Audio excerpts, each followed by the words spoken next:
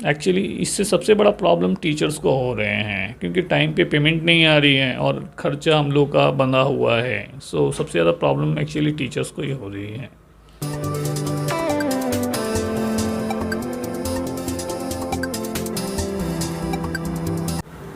नमस्कार, आदाब। मैं सुरेश शर्मा और आप देख रहे हैं इंडिया न्यूज चैनल।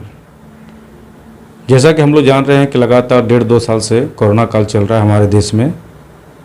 ऐसे तो सभी सेक्टर इससे प्रभावित हुए हैं, लेकिन सबसे अधिक प्रभावित और प्रत्यक्ष रूप से अगर किसी को ज़्यादा असर पड़ा है तो हमारे शिक्षण संस्थान को पड़ा है, खास करके वैसे टीचर को, शिक्षक को जो प्राइवेट ट्यूटर चलाते हैं।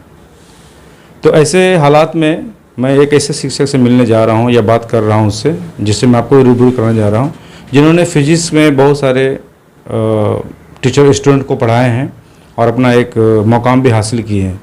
ऐसे शिक्षक हैं मृत्युंजय सिंह। आइए मैं उनसे बातचीत करता हूं कि वर्तमान समय में कोरोना काल में किस प्रकार वो सर्वाइव कर रहे हैं और किस प्रकार एक शिक्षक का जीवन दुर्लभ हो गया है। नमस्कार सर। नमस्कार सर। आज के समय में कोरोना काल से तो हम सब भी प्रभावित हैं, परंतु शिक्षकों का क्या हाल है सर आजकल? कोविड के पहले तक तो सब कुछ नॉर्मल ही था, लेकिन जब से कोविड हमारे देश में आया है तभी से शिक्षकों का एक्चुअली कंडीशन बहुत अच्छा नहीं है। लगभग मान के चलिए कि सभी टीचरों के जो सोर्स ऑफ इनकम थे वो ना के बराबर ही हो गए हैं। लगभग सभी टीचरों के एक एवरेज में अगर मैं बताऊं तो 10 से 15% लगभग अभी इनकम कहें या रेवेन्यू कहें, आप जो भी कहें, अभी वो हालात हो गई है। तो कुल मिला जुला कर अगर देखें तो अभी शिक्षकों की हालत आफ्टर कोविड बिल्कुल भी अच्छी नहीं है। अगर सर अभी और ये बात, और चूँकि आप फिजिक्स के शिक्षक हैं तो वर्तमान समय में साइंस के स्टूडेंट हो या कॉमर्स आर्ट्स सभी ऑनलाइन क्लासेस कर रहे हैं, तो एक साइंस का स्टूडेंट ऑनलाइन क्लास कितना साकार या कितना कारगर साबित होता है सर? देखिए, एक्चुअली अगर जहाँ तक साइंस की बात होती है तो साइंस में देखिए, मैं अगर मैथमेटिक्स की बात करूँ, ये एक्चुअली आपको सभी सब्जेक्ट्स को अलग अलग करके समझना पड़ेगा। अगर मैं मैथमेटिक्स की बात करूं तो मैथमेटिक्स एक्चुअली प्रैक्टिस की चीज़ है, जो टीचर स्टूडेंट्स को अपने सामने प्रैक्टिस कराते हैं।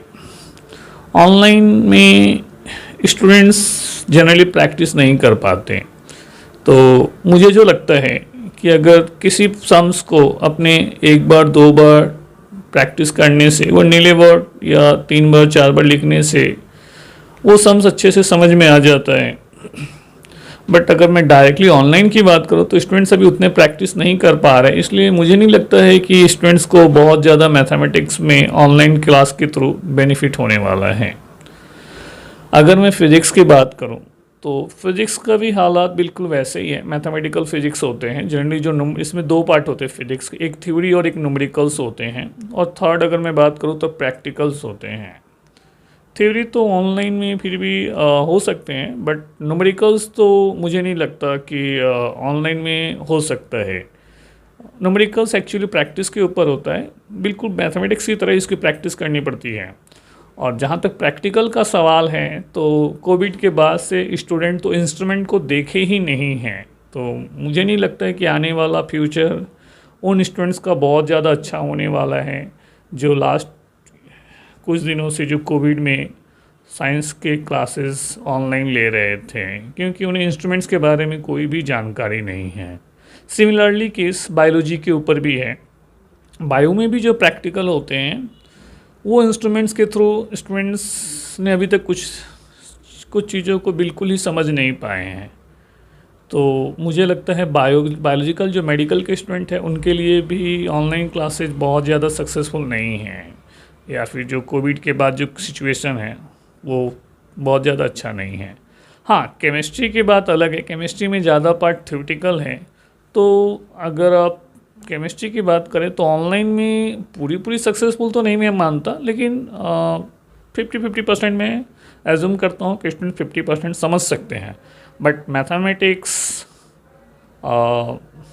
फिज़िक्स मैथमेटिक्स में मुझे नहीं लगता है कि 15% से 20% स्टूडेंट को ज़्यादा नॉलेज मैथमेटिक्स में होगा, और फिजिक्स की भी हालत वैसे ही है, और बायोलॉजी भी प्रैक्टिकल के चलते स्टूडेंट्स को बहुत ज़्यादा बेनिफिट नहीं होने वाले बायोलॉजी के स्टूडेंट्स को। एक तरफ सर तो शिक्षकों का जो हाल है वो दिन ब बद से बदतर होता जा रहा है, दूसरी तरफ आए दिन पेट्रोल डीजल का दाम बढ़ रहा है और गैस का भी दाम।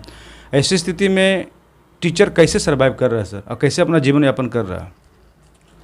देखिए, अगर मैं टीचरों की बात करूं तो अगर आप 100% टीचर्स अगर मानते हैं तो समझ लीजिए कि 80 से 85% टीचर्स अभी अपने एजुकेशन लाइन प्राइवेट टीचर की बात करता हूँ तो एजुकेशन लाइन से वो लोग चेंज हो गए, अपने रास्ते ही चेंज कर लिए।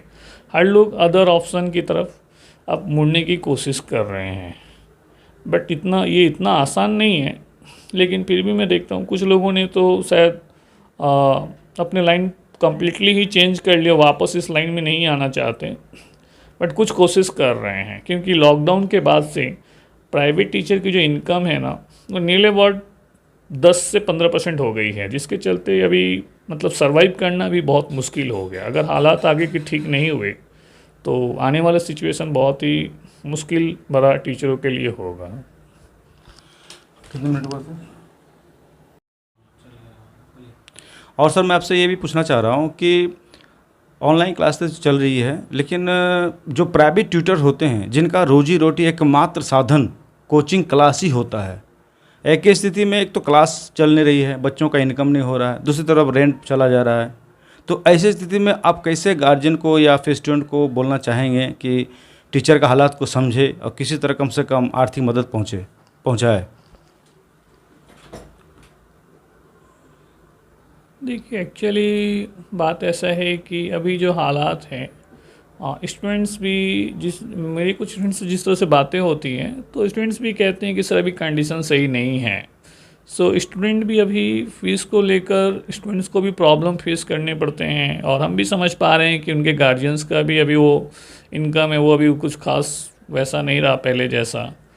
सो अपने तो एक कंडीशन दे देते हैं कि ठीक है कोई बात नहीं, अपने जब समय मिले या जैसे जो सुविधा हो उनको उस हिसाब से वो लोग अपना फीस पेमेंट करें। बट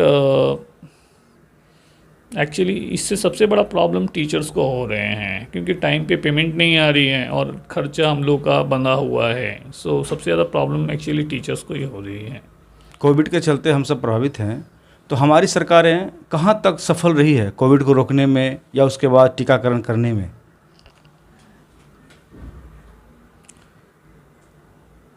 जहाँ तक सरकार का बात है कोविड को लेकर, तो कोविड को लेकर सबसे ज़्यादा ध्यान सरकार को इसकी तरफ ही देना चाहिए। अभी जैसे मैं अगर आज की डेट में बात करूं मैं, तो यूएस में जैसे हमारे पास जो इन्फॉर्मेशन है कि वहाँ पर लगभग सभी कुछ ओपन हो चुका है, बट अभी भी हम लोग लॉकडाउन में ही पड़े हैं। तो मुझे लगता है कि गवर्नमेंट को ये चीज़ को समझना चाहिए कि बाहर में जैसे हालात ठीक हो गए हैं तो उस चीज़ को पैरेलली गवर्नमेंट भी समझकर यहाँ के कंडीशंस को थोड़ा अच्छा बनाने का कोशिश करे, क्योंकि अभी लॉकडाउन होने से और भी प्रॉब्लम बढ़ता ही जा रहा है। तो और जहाँ तक सक्सेस रेट की बात है तो मैं तो अभी जहाँ तक समझ पा रहा हूँ कि कोविड का कंडीशंस इंडिया में ही सबसे ज़्यादा प्रॉब्लमेटिक है, मतलब सबसे ज़्यादा ख़राब इंडिया में ही है। तो इससे आप अनुमान लगा ही सकते हैं कि क्या हालात है, किस तरह से गवर्नमेंट ध्यान दे रही है अभी हमारे इंडिया में। अगर सर आपसे पूछूं कि आप केंद्र सरकार या राज्य सरकार दोनों तक अगर अपने दिल की बात, मन की बात कहना चाहें एक शिक्षक के नाते, तो क्या कहना चाहेंगे आप? देखिए, शिक्षक का जो रोल होता है ना वो देश के लिए सबसे इम्पॉर्टेंट होता है। अगर टीचर्स पढ़ाना बंद कर दें तो कभी भी किसी देश का ग्रोथ नहीं होगा। तो मैं अगर कुछ कहना चाहूँ तो मेरे हिसाब से सरकार को, केंद्र सरकार या स्टेट गवर्नमेंट, इन दोनों को टीचर्स के प्रति ध्यान देना चाहिए। हमारे इंडिया में प्राइवेट टीचर की संख्या बहुत है, शायद गवर्नमेंट टीचर से भी ज़्यादा। तो सारा ध्यान अगर गवर्नमेंट टीचर्स या किसी और जगह देने के बजाय अगर प्राइवेट टीचर्स की तरफ भी अगर गवर्नमेंट का ध्यान रहे तो ज़्यादा अच्छा रहेगा। अगर प्राइवेट टीचर अगर अपने एजुकेशन लाइन से निकल गए ना, तो फिर क्योंकि प्राइवेट टीचर सबसे ज़्यादा मेहनत करते हैं। मैं कंपेयर तो नहीं करना चाहता, बट मुझे लगता है प्राइवेट टीचर ज़्यादा एजुकेशन के प्रति ज़्यादा फोकस रखते हैं in comparison to government teacher. ये बोलना बिल्कुल सही भी नहीं है, लेकिन प्राइवेट टीचर का देश के ग्रोथ में बहुत बड़ा योगदान है। और एक बात और है सर कि फिजिक्स, आप चूँकि फिजिक्स के शिक्षक हैं, तो एक बच्चे का फिजिक्स में क्या फ्यूचर होता है, या जो बच्चे अभी 10 से 11 गए हैं तो फिजिक्स अगर लेते हैं तो उनको मैंने क्या संदेश देना या क्या मैसेज देना चाहेंगे? देखिए, फिज़िक्स से हम लोग साइंटिस्ट, इंजीनियर्स, ये सब का आगे का फ्यूचर या आगे का प्लानिंग करते हैं। तो ये सब कुछ एक्चुअली मैं अभी तक जो समझ पाया, सबसे ज़्यादा मुझे न्यूमेरिकल्स, मैथमेटिकल कैलकुलेशन और प्रैक्टिकल पे फोकस करना चाहिए, जो इस हालात में तो बिल्कुल ही नहीं हो पा रहे हैं जब से कोविड का केस आया है। तो थ्योरी पर मैं उतना ज़्यादा फोकस, मतलब थ्योरी पे मतलब है, ऐसी बात नहीं है, बट स्टूडेंट्स का जो नॉलेज होता है, जो ग्रोथ होती है, जो ब्रेन का डेवलपमेंट होता है, वो प्रैक्टिकल्स, न्यूमेरिकल्स और मैथमेटिकल कैलकुलेशन पर होता है। सो इस चीज़ पर ज़्यादा ध्यान देना चाहिए। शायद कोरोना के केसेस जब कम आने लगे तो शायद वापस फिर से ये सब स्टार्ट अपने नॉर्मल हो जाएगा, तो शायद स्टूडेंट्स वापस अपने एक लाइन पे चले आएंगे। बहुत धन्यवाद सर। ये थे मृत्युंजय सिंह सर, जो फिजिक्स के बहुत ही फेमस टीचर हैं। तो उन्होंने अपने दिल की बात सरकार तक, आम जनता तक, शिक्षक तक, गाइडेंस तक पहुंचाने की कोशिश किए हैं। और मेरा वीडियो अगर आपको अच्छा लगता है तो इसको प्लीज़ लाइक कीजिए, सब्सक्राइब कीजिए और उसको शेयर भी कीजिए।